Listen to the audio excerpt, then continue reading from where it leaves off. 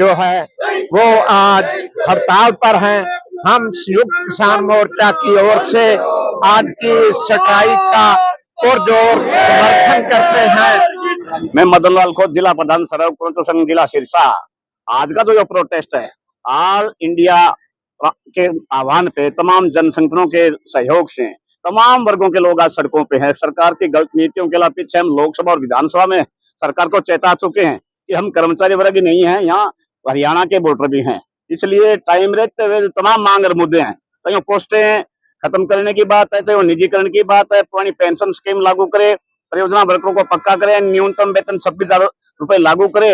जो पूर्व की सरकार ने पंजाब के समान वेतनमान की बात को लेकर विधानसभा के पटल पे जो मसौदा तैयार किया है और आज 35,400 का नारा बने है, हम उसका भी समर्थन करते हैं कि सरकार टाइम रहते हुए और जो 8वां वेतन आयोग पे जो सरकार ने कटौती करी है, जो आज के साथ ही जनवरी 25 से लेके और जनवरी 31 दिसंबर जनवरी 25 तक जो भी साथी रिटायरमेंट है उनको जो 8वें वेतन आयोग से बाहर किया है, हम कहते हैं सरकार को फरमान वापस लें और जब तक 8वां वेतन लागू ना हो हरियाणा का अलग से वेतन आयोग बने और तब तक हम जितने भी साथी आपके सामने हैं, पेंशन बहाली संघर्ष समिति हरियाणा के आह्वान पर आज हम राष्ट्रव्यापी हड़ताल में जिला सिरसा में इस पंडाल में शामिल हो रहे हैं।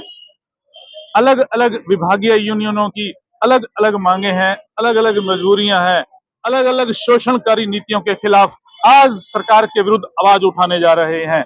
उसी शोषणकारी नीतियों में एक नीति सरकार की जो है पुरानी पेंशन बहाल ना करना। शुरू में हरियाणा में 1 जनवरी 2006 से एनपीएस न्यू पेंशन स्कीम थी। जब सरकार ने उसको ठीक नहीं माना, हमारे आंदोलनों के बावजूद उनको एनपीएस हटाना पड़ा और यूपीएस लागू करना पड़ा।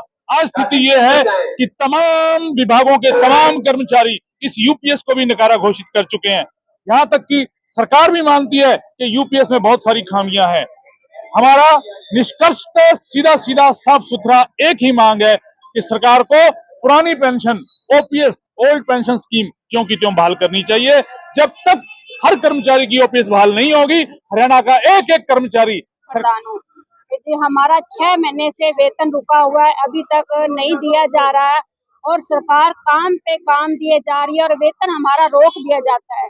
और जब हमने कॉल हुई थी कि हम 1 दिन की हड़ताल रख रहे हैं, तो कल उन्होंने कहा कि हमने बजट पेश कर दिया गया है, लेकिन काम इतना ज्यादा बढ़ा दिया गया है कि कभी सेक्स रेशो के बारे में बढ़ा देते हैं, कभी कोई और नया काम देते हैं और सैलरी देते हैं 6,000 रुपया फिक्स सभी, लेकिन काम इतना ज्यादा दिया जाता है कि हम इस सैलरी इस कम वेतन में काम नहीं कर पा रहे और वेतन भी नहीं दिया जा रहा सही टाइम पे।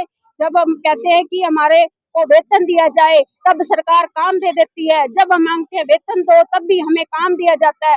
और जब हमें काम की जिस काम के लिए हमें सरकार ने रखा था वो काम सरकार हमसे नहीं करवा रही, बाकायदा और काम दिए जाते हैं, कभी ऑनलाइन काम, कोई नया नया काम दिया जाता है। अगर सरकार हमें 50,000 रुपए दे दे तो जो जितना काम सरकार हमें दे रही है वो भी हमें कम है।